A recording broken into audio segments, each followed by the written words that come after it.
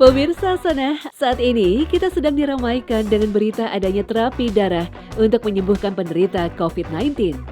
Nama terapi tersebut adalah terapi plasma konvalesen yang kini mulai diburu para pasien COVID-19. Metode ini dengan mengambil plasma darah dari pasien COVID-19 yang sudah sembuh. Untuk menjadi pendonor plasma tidaklah mudah, banyak persyaratan yang harus dipenuhi.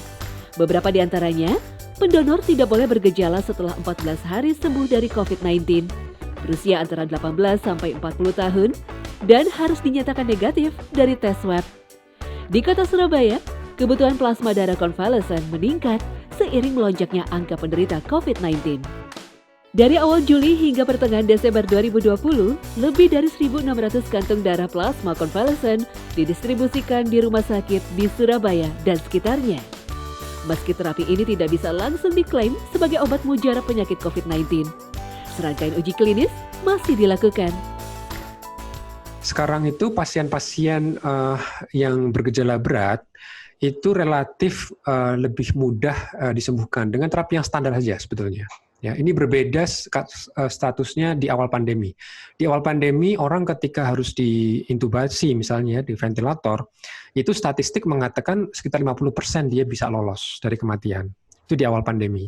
Tapi sekarang dokter-dokter kita itu ya secara global ya di dunia, itu mereka sudah tahu nih tips-triksnya nih untuk bisa mengendalikan kasus berat.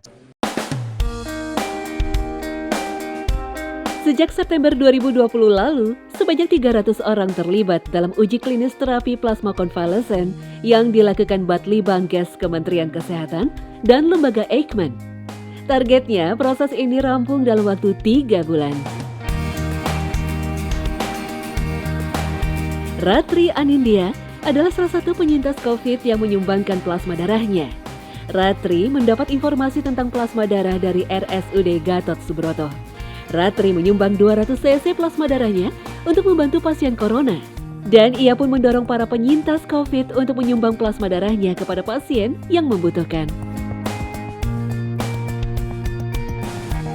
Memang agak mirip dengan proses donor darah biasa, tapi ada bedanya. Jadi waktu itu aku ditusuk pakai jarum yang agak besar ya ukurannya.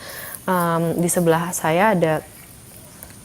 aku ada mesin penyaring plasma darah dari darah merah itu. Nah, lalu jadi darahku diambil semuanya, lalu masuk ke mesin tersebut, plasma darahnya disaring dan plasma darah itu yang berwarna putih kekuningan masuk ke tabung lain begitu. Nah, setelah 100 cc dari plasma darah aku udah terambil, lalu darah merah tadi di dalam mesin itu masuk lagi ke tubuhku.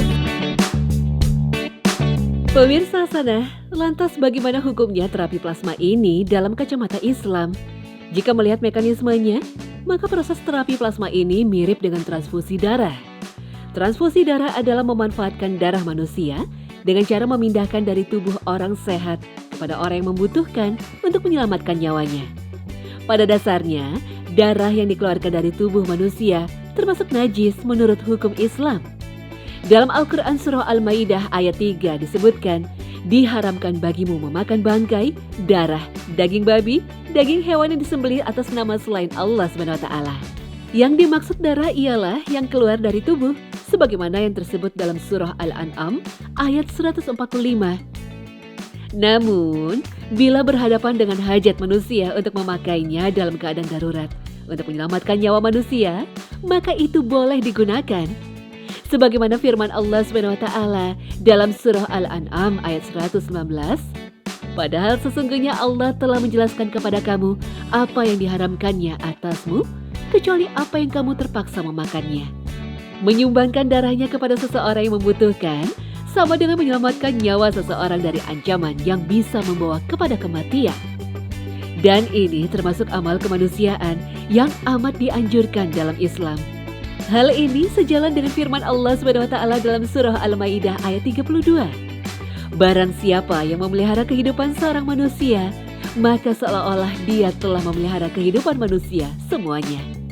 Dengan demikian, dilihat dari urgensinya, donor darah atau sejenisnya seperti terapi plasma konvalesen, hukumnya boleh, tidak lepas dari unsur membawa kebaikan bagi manusia yang bersifat darurat.